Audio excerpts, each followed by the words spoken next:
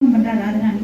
So நம்ம கிருஷ்ண ஜென்மாஷ்டமி கூட நம்ம முழு நாள் விரதம் இருக்கும், இல்லை 24 hours விரதம் இருக்கும். அப்புறம் மறுநாள் தான் வந்து நம்ம அந்த உற்சவம் அன்னைக்கு தான் வந்து பிரபுபாதாவுக்கும் நம்ம அப்பியரன்ஸ் டே சேர்ந்து கொண்டாடிட்டு தான் நம்ம வந்து ஃபாஸ்டிங்கே பிரேக் பண்றோம். ஆனா ராதாஷ்டமி அன்னைக்கு அரை நாள் தான் விரதம் இருக்கும். ஏன்னா ராதாஷ்டமி வேண்டிட்டாங்களா இந்த மாதிரி பகவானே என்னுடைய பக்தர்கள் இந்த மாதிரி விரதம் இருக்கிறது என்னால சிக்க முடியல. அவ்வளோ வந்து மர்சிஃபுல் ராதராணி, அவ்வளோ காரணியம் ராதராணி.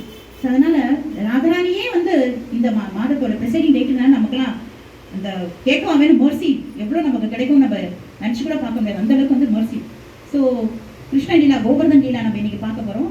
கோவர்தன இந்திரன் வந்து பிருந்தாவனத்தை தாக்குறாரு, கிருஷ்ணர் ஹிருதயத்தையே தாக்கிட்டாருன்னு சொல்லலாம். ஏன்னா பிருந்தாவனத்துல ஒரு அடி எடுத்து வச்சாலும் பிருந்தாவனம் பரிதம் ஏக்கம் ந கச்சதி கிருஷ்ணா, நமக்கு எல்லாருக்கும் தெரியும். ஒரு அடி கூட பிருந்தாவனத்தை விட்டு கிருஷ்ணர் போறது இல்ல.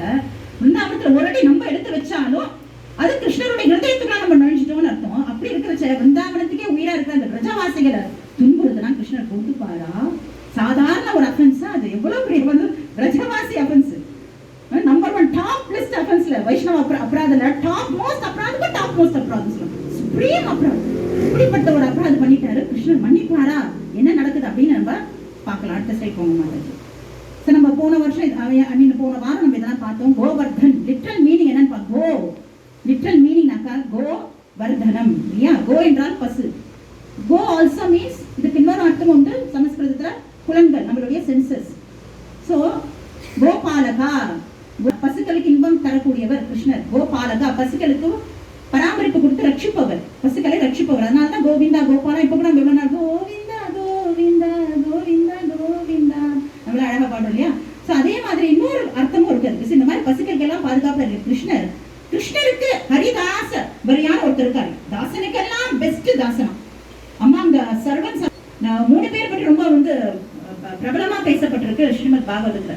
ஒண்ணு வந்து நம்மளுடைய யுதிஷ்டர் மகாராஜ், 2வது வந்து உத்தவர், 3வது வந்து எல்லாரையும் காட்டிலும் ரகுநாத தாச கோஸ்வாமி, நம்ம ஆச்சாரியர்கள் எல்லாருமே கோவர்தன் தான் வந்து ஹரிதாச வரியான்னு சொல்றாங்க. Best of the best சர்வன்ஸ்.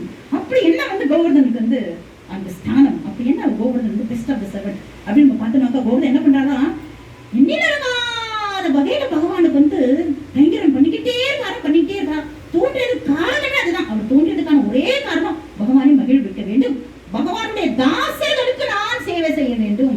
நம்ம என்ன சொல்லிட்டு இருக்கோம், எப்பவுமே நம்ம சொல்லுவோம் அடியேன், ஸ்ரீ சம்பிரதாயத்தில் அடியேன். நம்மள எப்படி சொல்லுவோம், ஹரே கிருஷ்ணா, பிரபுஜி, குருஜி, மாதாஜி இப்படின்னு சொல்றோம். அடியேன். சோ அந்த அடியனுக்கு அடியன், தாசன் உண்மையிலேயே அந்த ஸ்லோகத்துக்கு வாழ்ந்து காட்டியவர் யாருன்னு கேட்டா கோவர்தன் தான். Because he is serving not just the Lord, he is serving the servants of the Lord.